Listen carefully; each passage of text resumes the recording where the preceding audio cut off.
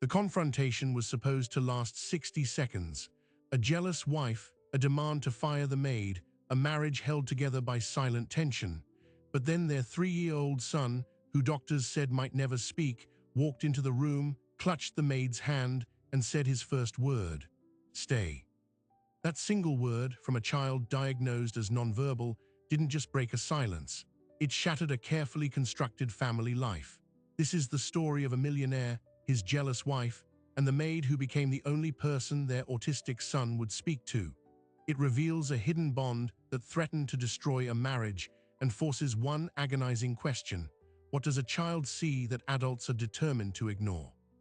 James Sterling didn't build a real estate empire by being soft. He built it by seeing value where others saw rubble. But in his own 6,000-square-foot penthouse, he was blind to the crumbling foundation. His wife, Isabella, was once the brilliant curator he fell for at a gallery opening. Now she was a storm contained by designer silk, her world reduced to social climbs and perceived slights. Their son, Leo, was their silent 3-year-old mystery. Diagnosed with autism spectrum disorder at 22 months, Leo lived in a world of his own making. He didn't respond to his name. He rarely made eye contact. Specialists, the best money could buy, gave a cautious prognosis. About 40% of children with autism don't speak in the early years. First words often come around age 3, but for some, they never come at all. For James, this was a problem to solve with checkbooks and experts. For Isabella, it was a personal failure, a flaw in her perfect life she hid from her circle. The pressure created a cold vacuum in their home until Maria arrived. Maria was hired through a discreet agency. 45 years old, with 17 years of experience, her references spoke of a quiet, steady presence. She wasn't hired for Leo. She was hired for the house. The marble needed polishing, the windows needed gleaming, the endless cycle of perfection needed maintaining. But on her first day, she noticed Leo. He was crouched under the grand piano, lining up a row of red blocks. Isabella had walked past him 3 times, sighing into her phone. Maria finished dusting the bookshelf, then slowly knelt on the rug a few feet away. She didn't speak to him. She didn't try to touch him. She simply took a blue block from her apron pocket and added it to the end of his line. Leo paused. His eyes, a deep ocean blue, flickered from the block to her face. He didn't smile, but he didn't look away. That was the first thread. Weeks turned into a routine. Maria would clean, always keeping Leo in her periphery. She learned his rhythms. The hum of the vacuum soothed him. The scent of lemon polish made him wrinkle his nose and retreat, so she switched to an unscented brand. She noticed he would press his ear against the warm laundry fresh from the dryer. So she began folding clothes in the sunroom where he played, the warm cotton a silent invitation. Isabella watched from a distance, first with amusement, then with a prickling unease. The maid is good with him, she admitted to James one night over a dinner neither ate. It's her job, James replied, scrolling through a contract on his tablet. He missed the warning in his wife's tone entirely. Because it wasn't just Maria's patience, it was the results. After 2 months, Leo began to meet Maria at the door in the mornings, not with a hug but by standing in the foyer holding a single block, an offering. After 3 months, during a loud thunderstorm that sent Leo into a panic, rocking and covering his ears, it was Maria who found him. Isabella had locked herself in her dressing room, overwhelmed. James was in Tokyo. Maria sat on the floor of the closet where Leo hid, and she began to hum a slow, tuneless song. The rocking slowed, then stopped. He leaned his head just slightly against her shoulder. Isabella saw that. She saw the trust in that small lane, a trust her son had never shown her. The seed of jealousy was planted, watered by her own insecurity. The real shift happened in the 4th month. Leo had a therapy session at home with a stern speech pathologist. For 45 minutes, they worked on pushing a button to say more. Leo was frustrated, shut down. When the therapist left, he was distressed, making soft, upset noises. Maria was cleaning the adjacent patio doors. Without looking at him, she whispered, "It's okay to be done." Leo went still. He looked at her, then he walked to her, took her hand, and led her to his blocks. He had never initiated physical contact like that. When Isabella recounted this to James that evening, her voice was thin and sharp. "He listens to her. He actually listens. He doesn't even acknowledge I'm in the room half the time." James, finally looking up from his phone, saw real hurt in her eyes, but he also saw the solution to a problem. If she's good for him, that's a good thing. It gives you a break, he said, a catastrophic misread. To Isabella, it wasn't a break. It was a replacement. Her role as mother, already feeling fractured by Leo's autism, was being effortlessly filled by a woman in a light blue uniform. Her jealousy mutated, focusing on every small interaction. The way Maria tied Leo's shoelaces with a double knot. The way she cut his apples into perfect moon-shaped slices. The way Leo's eyes would track Maria around the room, a silent satellite. James, buried in the acquisition of a rival company, was oblivious. He came home late, left early. His relationship with Leo was a series of missed milestones and awkward, one-sided conversations. He loved his son with a fierce, desperate love, but he didn't know how to reach him. He saw Maria's bond as a professional success, a lucky hire. He began to rely on her for updates. How was his day? Did he eat? He asked Maria, not Isabella. This was the final straw for Isabella. Her husband was now bypassing her for the maid. The hierarchy of her home was inverted. The help was becoming the center. The tension built like atmospheric pressure before a hurricane. Isabella started leaving lists for Maria, petty and impossible tasks designed to keep her away from Leo. Polish each individual crystal on the chandelier, reorganize the pantry by grain size. Maria completed them without complaint, always finding moments to connect with Leo, even if it was just a shared glance. Then Isabella found the drawing. It was on a scrap of printer paper tucked under Leo's pillow. He must have taken it from James's office. On it, in waxy crayon, was a series of lines and shapes, but in the center, clearly drawn, were two figures, one tall with a skirt shape, one small holding the tall one's hand, and above them, a scribbled yellow circle, a sun. Isabella stared at it. Her son, who struggled to hold a spoon, had drawn a connection, a happy scene, and she was not in it. The two figures were Maria and Leo. That night she confronted James. Her anger was cold, precise. She's overstepping, she's creating a dependency. He's bonding with her instead of us. It's unhealthy. James, exhausted, tried to reason. He's bonding, period. That's what we wanted. Who cares if it's with her? I care, Isabella's shout echoed in the vast bedroom. She is an employee. This is her job. And she is making me a stranger in my own house. You will fire her tomorrow. James refused. It escalated into a brutal fight, the kind that leaves scars on a marriage.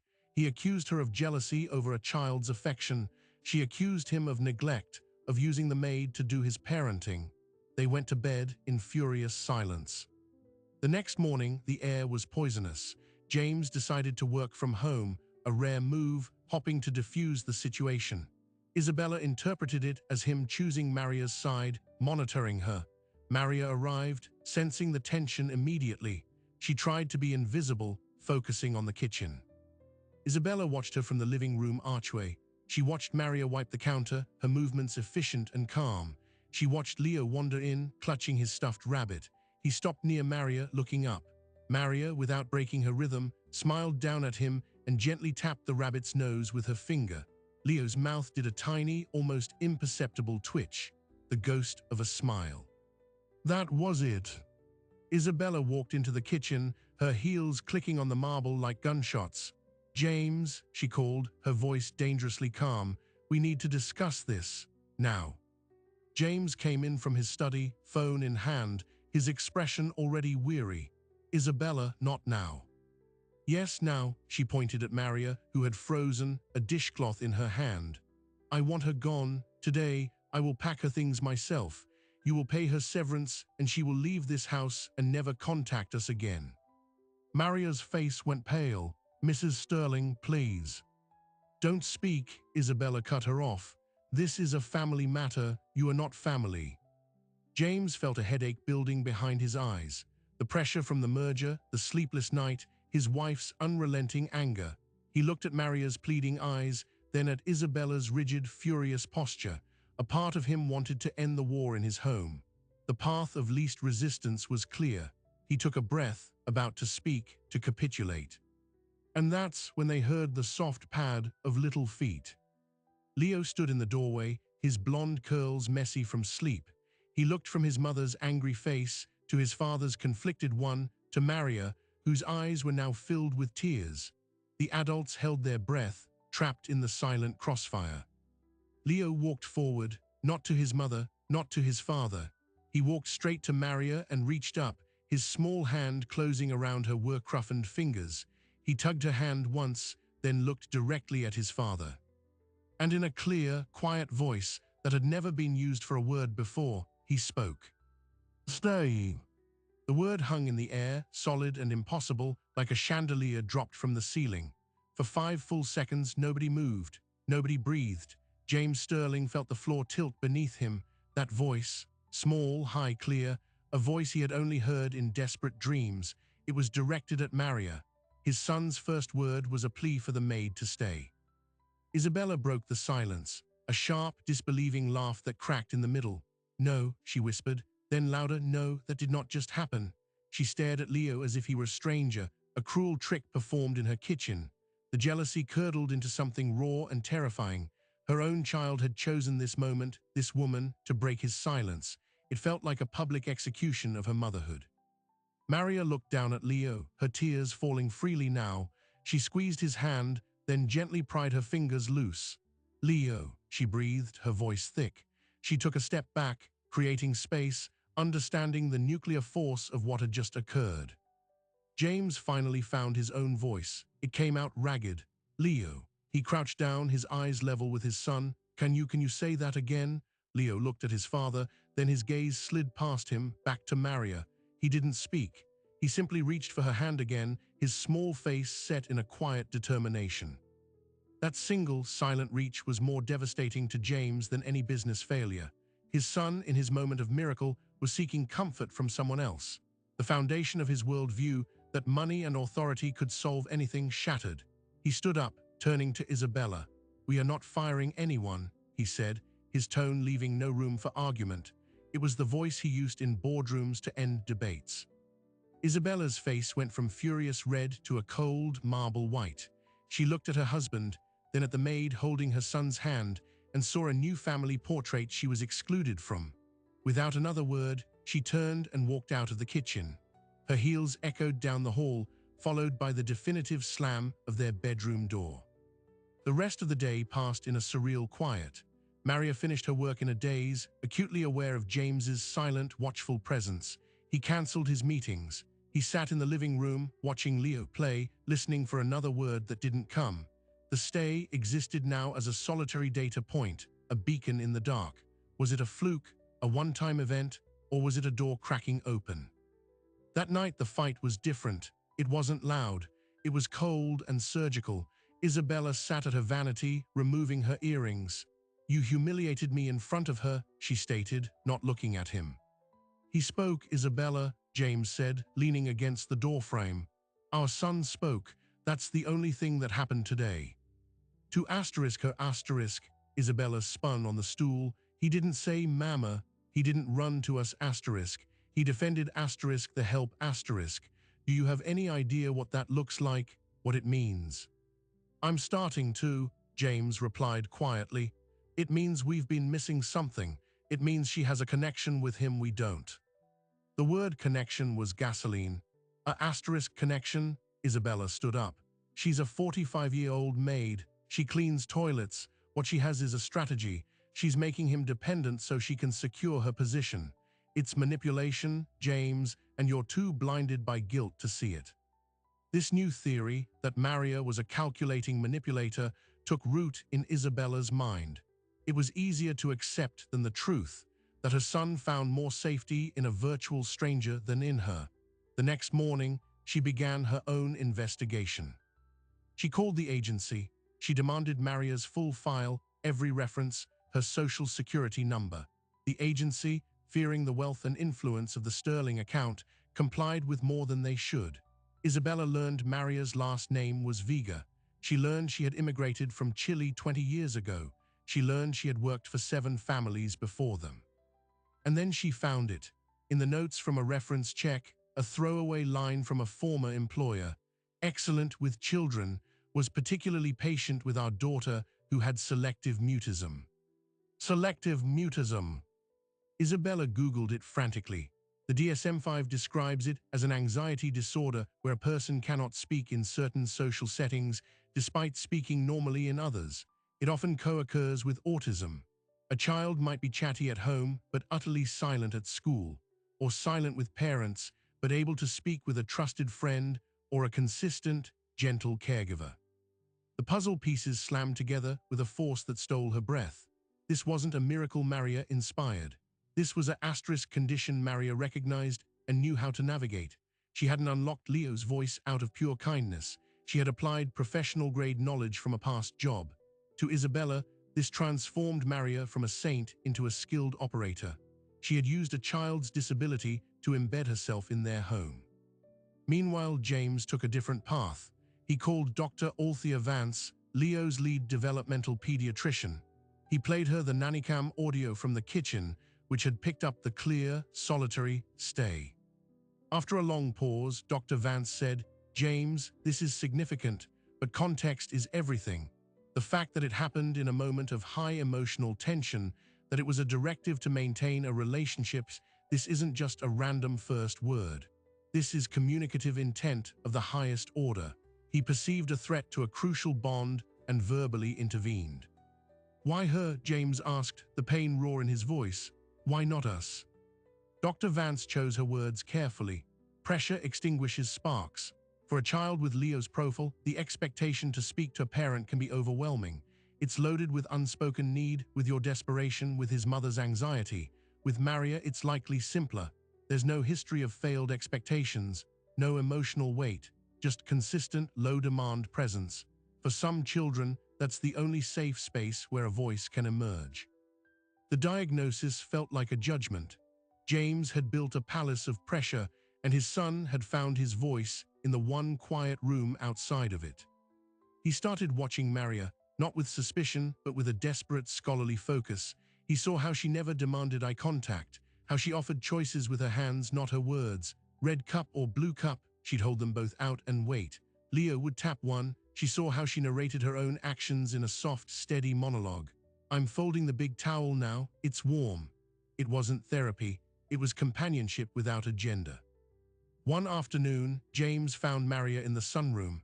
Leo was stacking blocks, and she was dusting the window sill, humming. James stood in the doorway. "How did you know?" he asked. Maria jumped, then turned. "Mr. Sterling. How did you know how to reach him? The agency mentioned you worked with a girl who had selective mutism." Maria's posture changed. She put her dusting cloth down slowly. "Her name was Chloe," she said softly. "I was her nanny for 3 years. She only spoke to me and her older brother. I learned to listen without waiting for a reply, to make a space where words weren't necessary, so if they came, it was a gift, not a demand." She looked at Leo, her expression a mix of profound love and deep sorrow. "With Leo, I saw the same fear, the same bright, trapped mind. I just did what felt right. I made my corner of his world predictable, safe." James felt a lump in his throat. "Isabella thinks you're manipulating him, using what you know." Maria met his gaze then, and for the first time he saw a flash of steel beneath her gentle demeanor. "I have cleaned the houses of many wealthy people, Mr. Sterling. I have seen what manipulation looks like. It does not look like quietly switching to unscented polish because a child is sensitive. It does not look like sitting in a closet during a storm just so a little boy knows he isn't alone." Her voice trembled. "My job is to care for your home. I could not help but care for the child in it. If that is a crime, then fire me." But James couldn't. He was now a student, and she was the only one who understood the subject. This created an untenable triangle. Isabella, armed with her proof of Maria's calculated expertise, became covertly hostile. She'd schedule mandatory deep cleaning projects during Leo's favorite time with Maria. She'd critique invisible dust. She became a bureaucrat of misery, trying to regulate the bond out of existence. James, in response, leaned in further. He began asking Maria for advice. "Should we try this toy? How does he respond to this sound?" He was, unconsciously, building a parenting partnership with her, excluding Isabella completely. The marriage became a cold war fought over a child's silence. The breaking point came from an unexpected source. Leo's therapy team, a new speech therapist, keen to capitalize on the breakthrough, suggested a brutal strategy.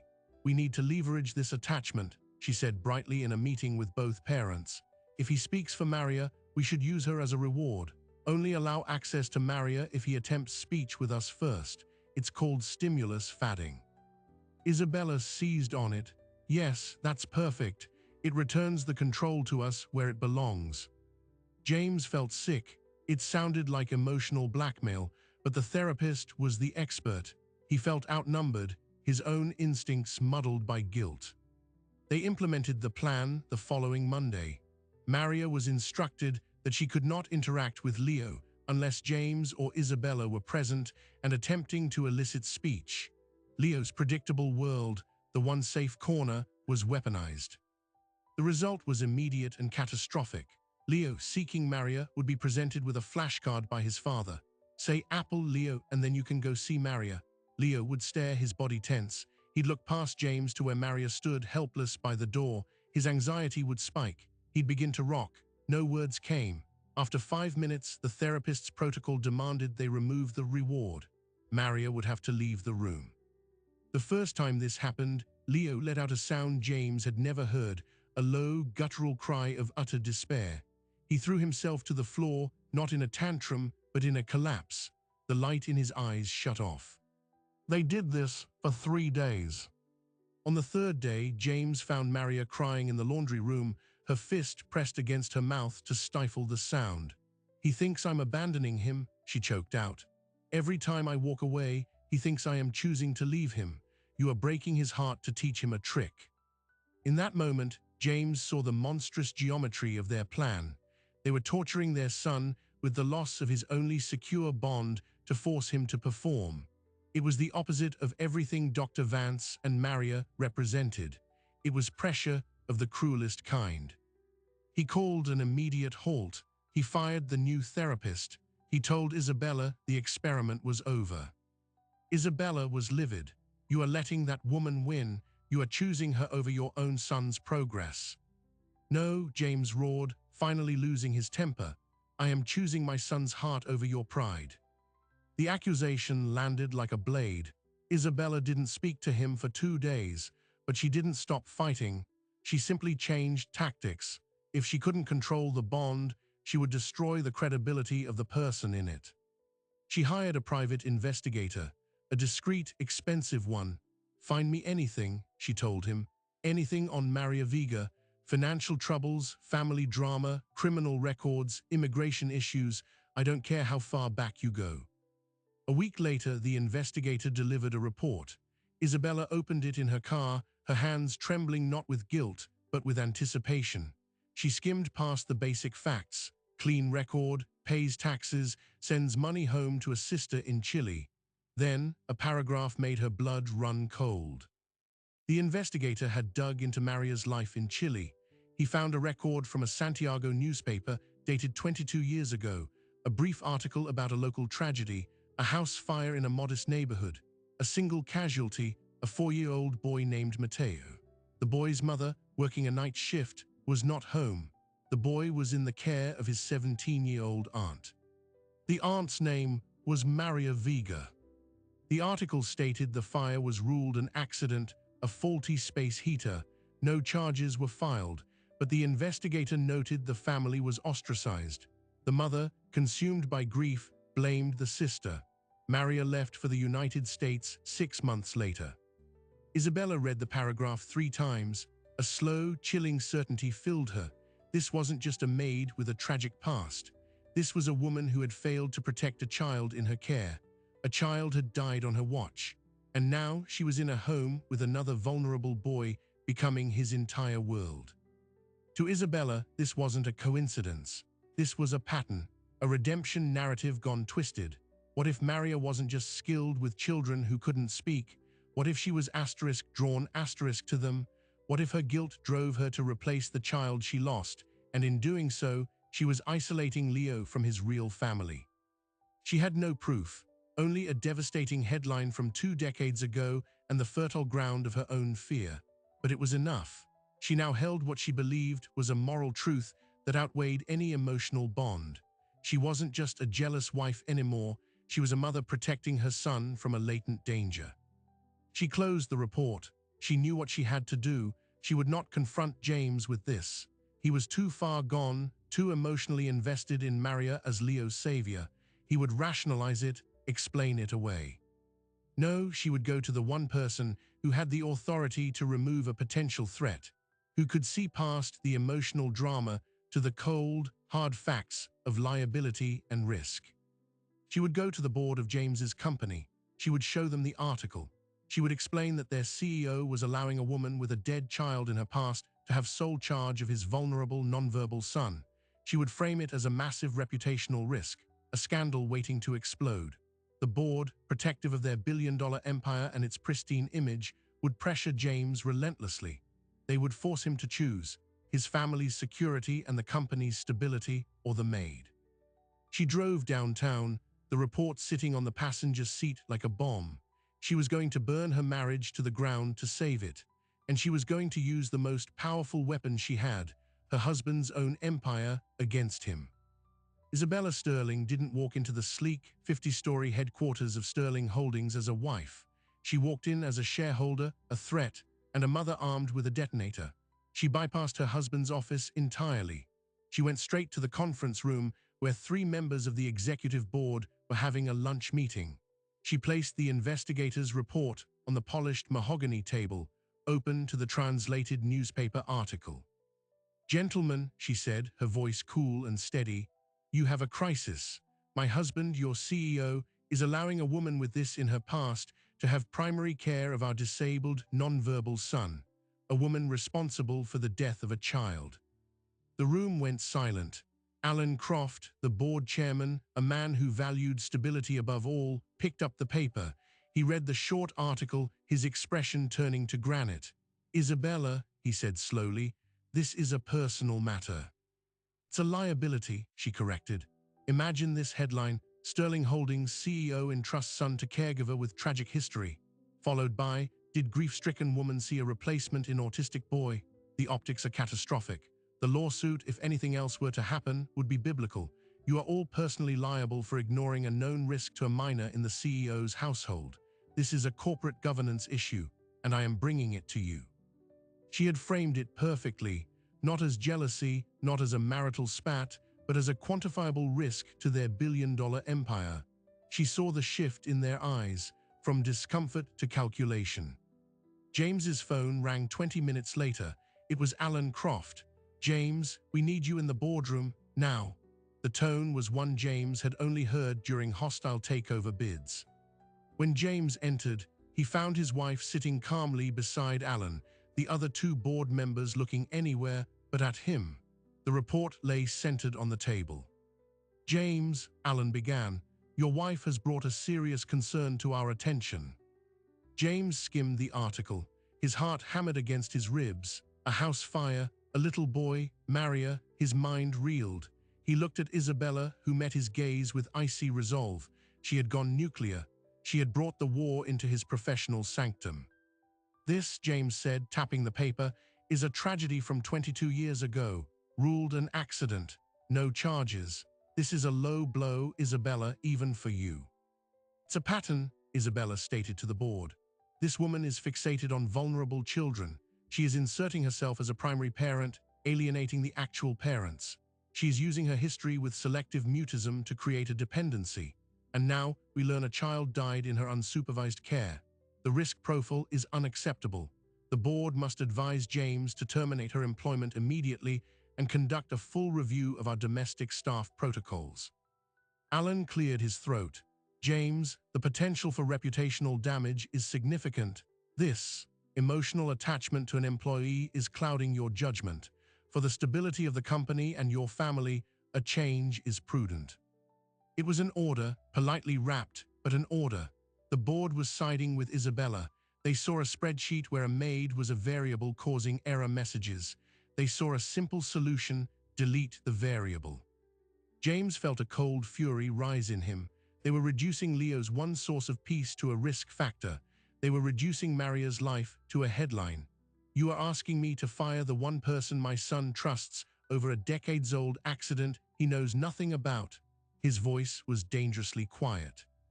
"We are advising you to mitigate a clear and present risk," another board member said.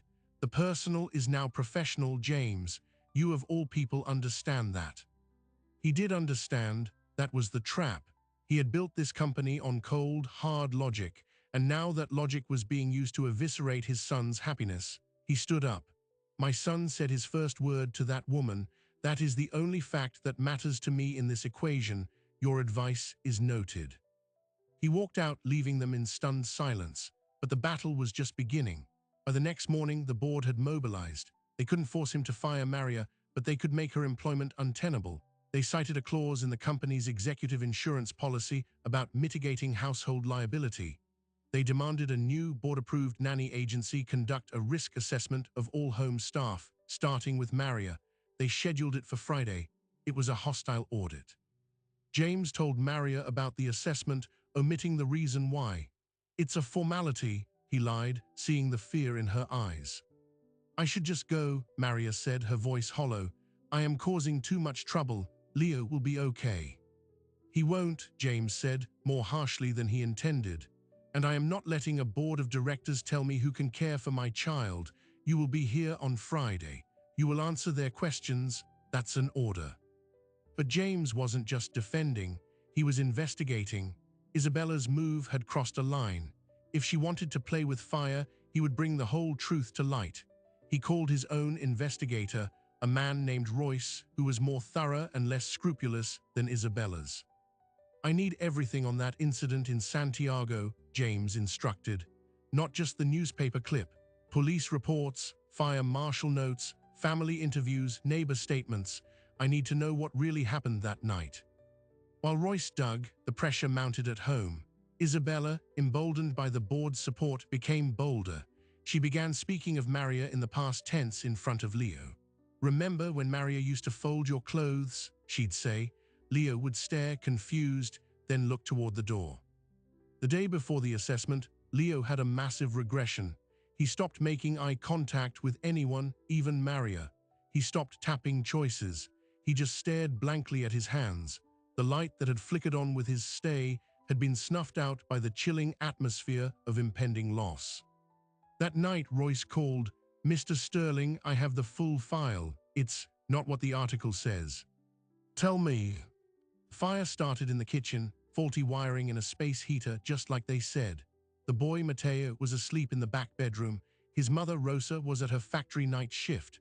Maria, 17, was studying in the living room. She smelled smoke, ran to the kitchen, saw it was already wall to wall. She tried to get through, but the heat was too intense. So she ran outside, around the back of the house, and broke the window to her nephew's room with a rock. James's breath caught. She climbed in through broken glass. She found the boy, wrapped him in a wet blanket from his own bed, and carried him back to the window. Neighbors had gathered by then. They saw her, clothes smoldering, pass the boy out to a man outside. Then she collapsed, trying to climb out herself. They pulled her through. "She saved him," James whispered, hope surging. Royce was silent for a moment. "She got him out of the house, but he had inhaled too much smoke. He died in the ambulance on the way to the hospital." Maria spent 3 weeks in the hospital herself with second-degree burns on her arms and chest. The official cause of death was smoke inhalation. The fire was ruled accidental, but the mother, she was destroyed by grief. She never blamed Maria publicly, but the neighborhood did. They said Maria was careless, that she should have smelled it sooner, that she was just a kid watching a kid.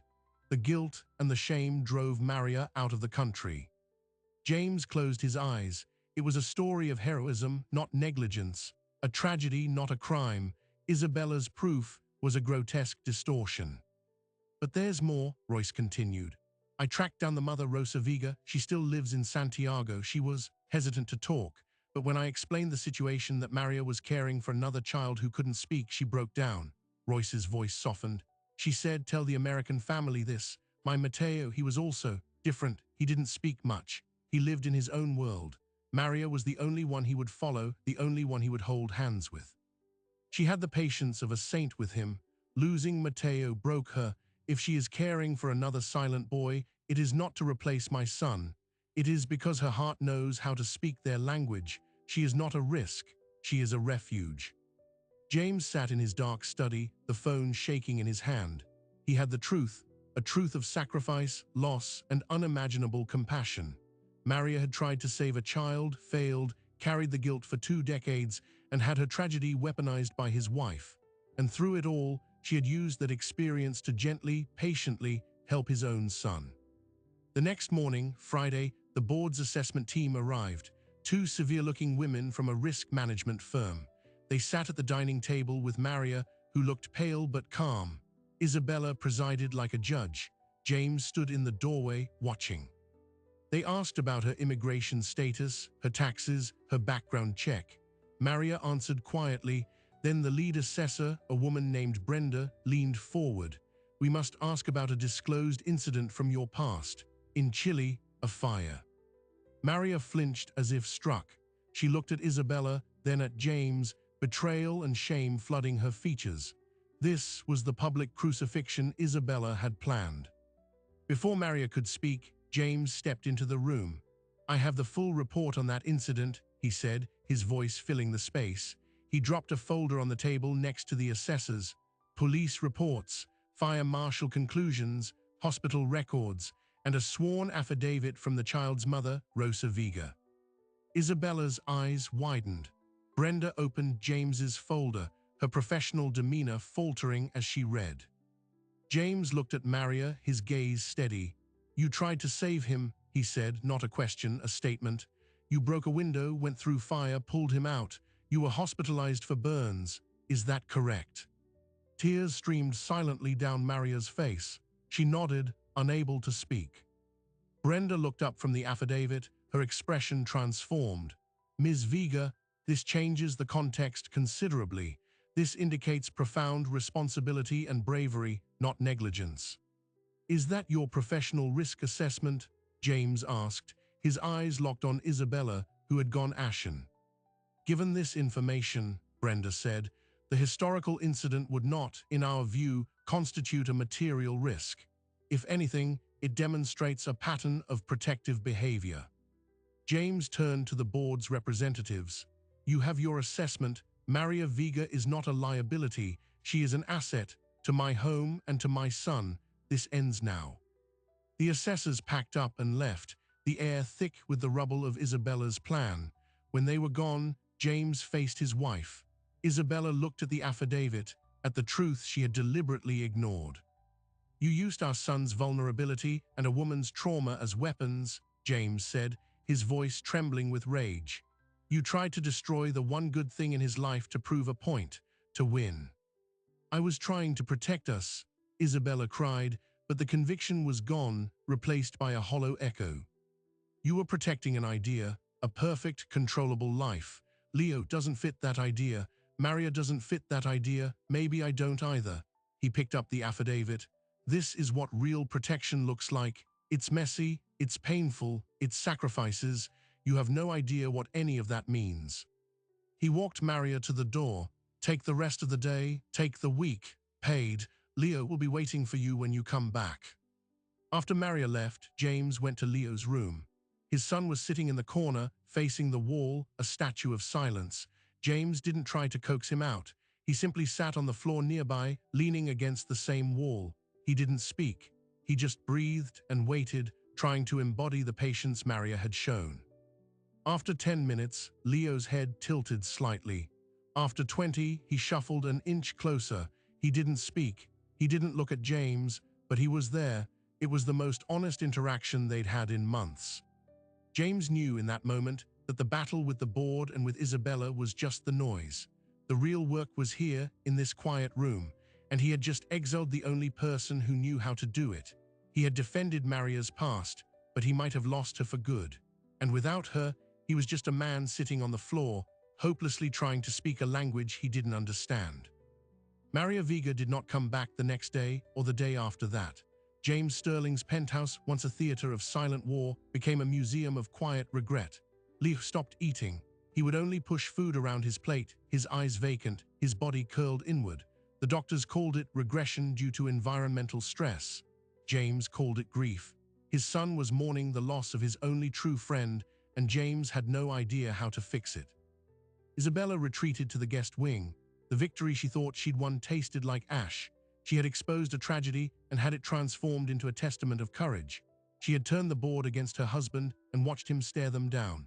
The machinery of her perfect life was broken, and the silence in the house was the sound of it grinding to a halt. She watched Leo from doorways, a ghost in her own home, seeing the profound effect of Maria's absence in the slope of his small shoulders. On the third day, James did something he hadn't done in years. He cancelled all his meetings. He sent a terse email to the board, handling a family matter. All decisions are delegated to the COO until further notice. He was, effectively, stepping away from the throne of his empire. Then he got in his car and drove. He didn't have Maria's address. The agency, chastened by the board's involvement, refused to give it, citing privacy. So James called Royce, his investigator. Find her right now. An hour later, Royce called back. She's at the bus station. She bought a ticket to Cleveland, leaves in 40 minutes. James drove like a man possessed, weaving through traffic.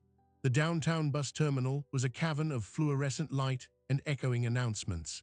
He found her sitting on a hard plastic bench, a single worn suitcase at her feet. She looked smaller, swallowed by a coat that was too thin for the weather. Maria.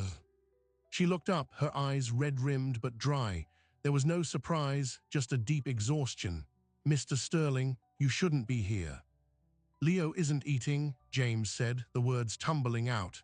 He won't play, he just sits and stares.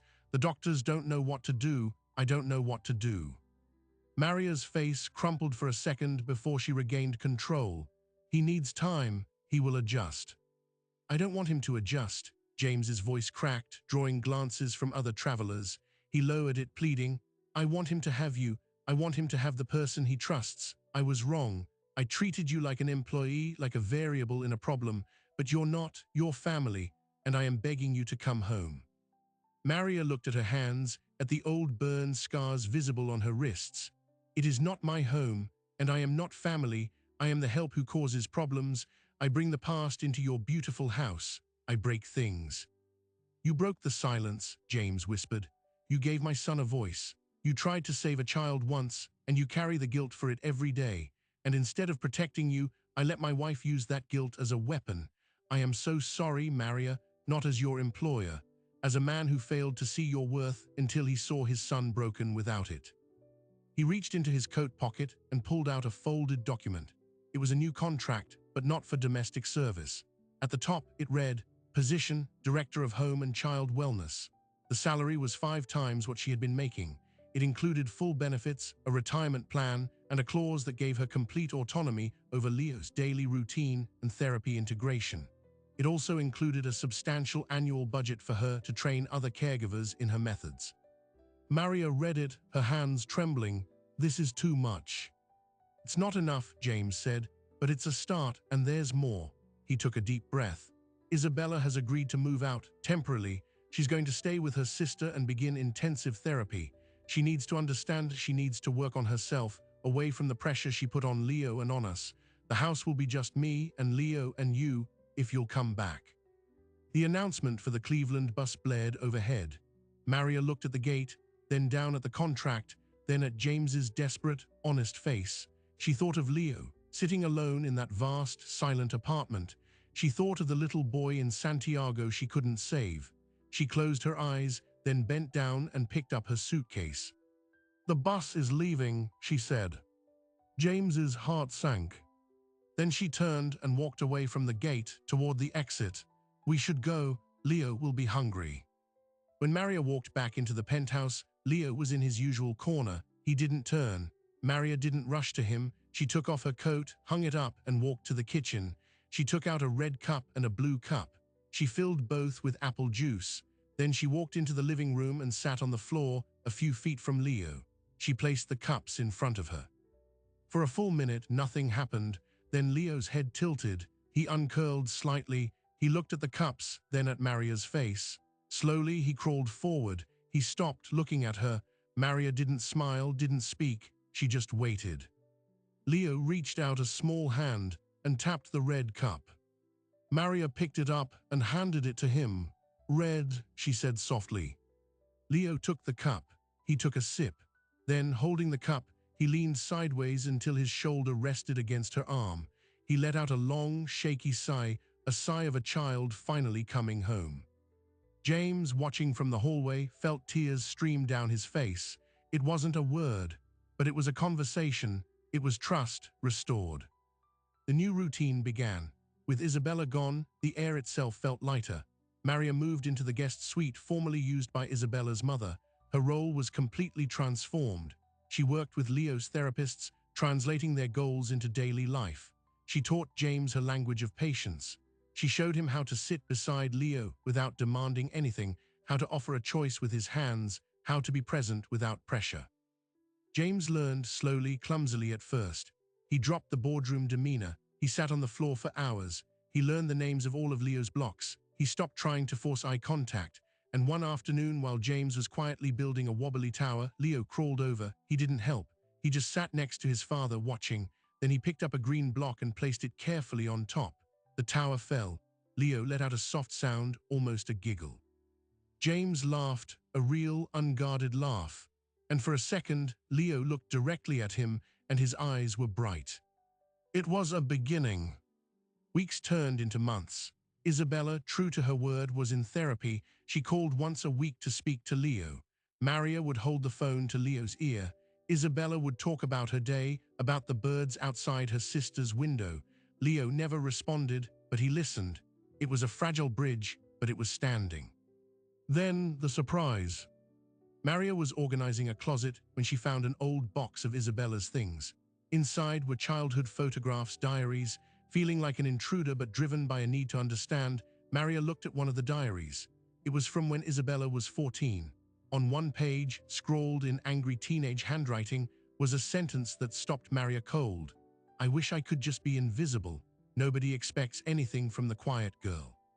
Sometimes I don't talk for days, just to see if anyone notices." Maria dug deeper.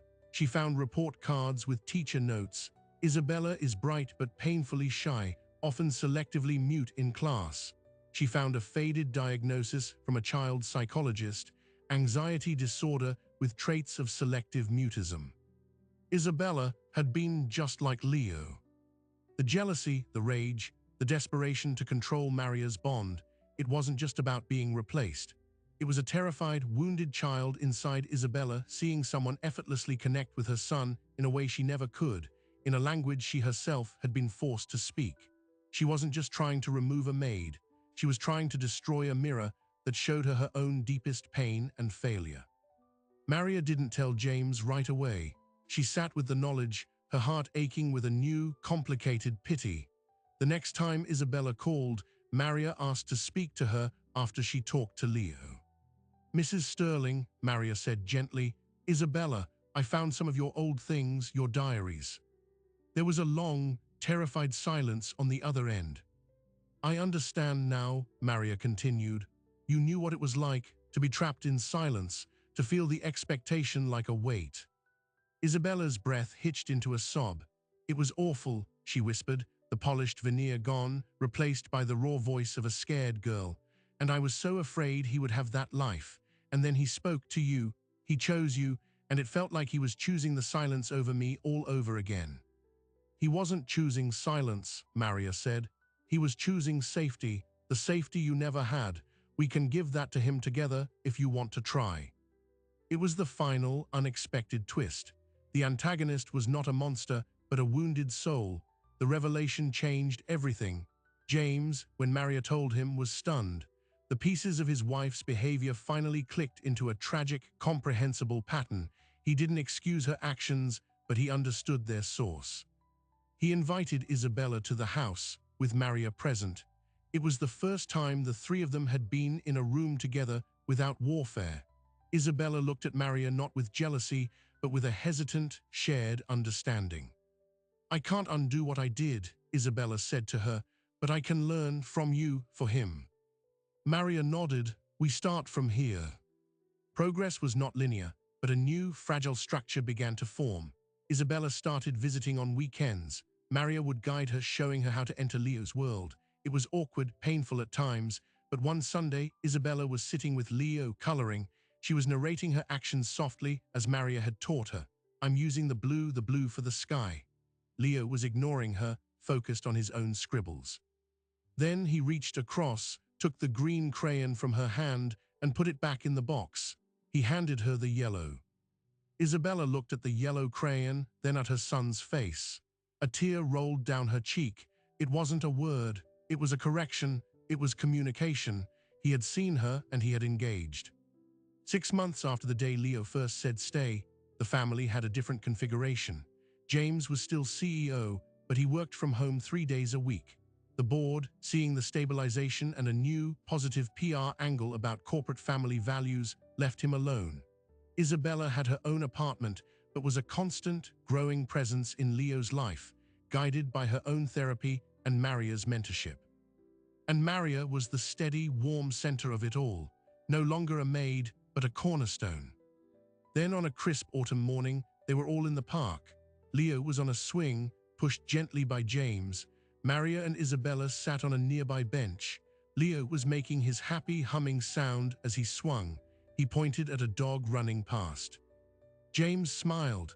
"Dog," he said, following Maria's rule of simple, non-demanding narration. Leo looked back at his father, the wind in his curls. His mouth opened, then closed. He kicked his feet. Then, as the swing swept forward, he said it, clear as a bell. "Dodo." James froze. The swing kept moving. "What?" Leo pointed at James. "Dada, fast." James's hands caught the swing, bringing it to a gentle stop. He knelt in the wood chips, his vision blurring. Leo looked at him, then reached out and patted his cheek. "Dada," he said again, matter-of-factly. Isabella gasped, her hand flying to her mouth. Maria smiled, a quiet, triumphant smile. Leo had not just spoken. He had named his father. The word had finally found its way home, not through pressure or therapy drills, but through the safety that had been built, piece by fragile piece, in the wreckage of their old lives. James gathered his son into a hug, weeping openly. Over Leo's shoulder, he looked at the two women on the bench, the wife he was learning to understand anew, and the caregiver who had taught them all how to love without demand. They were not a perfect family, but they were a real one. And in the heart of it was a little boy who was no longer silent, whose first word had been a plea to hold on to love, and whose second word was a gift that rebuilt a world. Leo Sterling's story is more than a dramatic family secret or a miraculous first word. It is a map of how we misunderstand each other in the silence between sentences. We often assume that the loudest voice holds the truth, that the most powerful person in the room holds the control. But what about the quiet ones, the ones who speak in gestures, in routines, in the patient consistency of showing up? For years, James saw his son's silence as a problem to be fixed. Isabella saw it as a reflection of her own failure. They were both listening for a sound, and in doing so, they missed the entire conversation happening right in front of them. A conversation of trust built block by block, of safety demonstrated not through words, but through the simple act of staying. Maria Vega entered that home as staff. She became the interpreter for a language no one else understood. Her tragedy was not a stain of negligence, but a testament to a love so profound its failure marked her forever. She wasn't replacing a lost child. She was honoring the understanding she gained from that loss. She offered Leo what every human being, verbal or not, craves, to be seen without judgment and loved without a list of conditions. And in the end, the person who seemed to have the least power, the maid, the immigrant, the woman with a tragic past, held the most transformative power of all. She held the key to a little boy's voice, and in unlocking it, she forced an entire family to find their own. This story asks us a difficult question. Who is the Maria in your life? The person you've dismissed, underestimated, or viewed through the lens of their job, their status, or their past? And what is the Leo? The truth you're not hearing because you're too busy waiting for it to be spoken in the words you expect. We live in a world obsessed with noise, with quick judgments, with sides taken in an argument before the first real fact is known. The Sterling's journey reminds us that the most important truths are often whispered. They are found in the quiet companionship of a caregiver, in the protective reach of a child's hand, in the courage to revisit our own childhood wounds so we don't inflict them on the next generation. Compassion is not weakness. It is the deepest form of strength. It is the choice to look past the role someone is playing and see the human being within. It is the decision to value a bond over a budget, a heart over a headline. James Sterling learned that his empire meant nothing if it couldn't protect the one fragile, priceless thing within his own walls. He learned to lead not from a boardroom, but from a place of humility on a playroom floor. The journey is never over. Leo continues to find his voice, word by precious word. Isabella continues her path of healing. James continues to balance the demands of an empire with the quiet needs of his son. And Maria remains a living reminder that family is not always about blood, but about who shows up, who stays, and who teaches you how to listen. So we leave this story here with a simple invitation. Look around you, listen beyond the words. Someone in your world is speaking a language you haven't learned yet. Your child, your partner, a colleague, a stranger. The meaning isn't in the volume. It's in the spaces between. It's in the trust you build when you stop demanding that someone speak your language and you dare to learn theirs. If this story resonated with you, if it reminded you of a time you were misunderstood or a time you finally felt seen, share your experience in the comments below. Let's continue this conversation. And if you want more documentaries that explore the hidden heart of human connection, hit subscribe. Because sometimes the quietest stories are the ones that change us the most.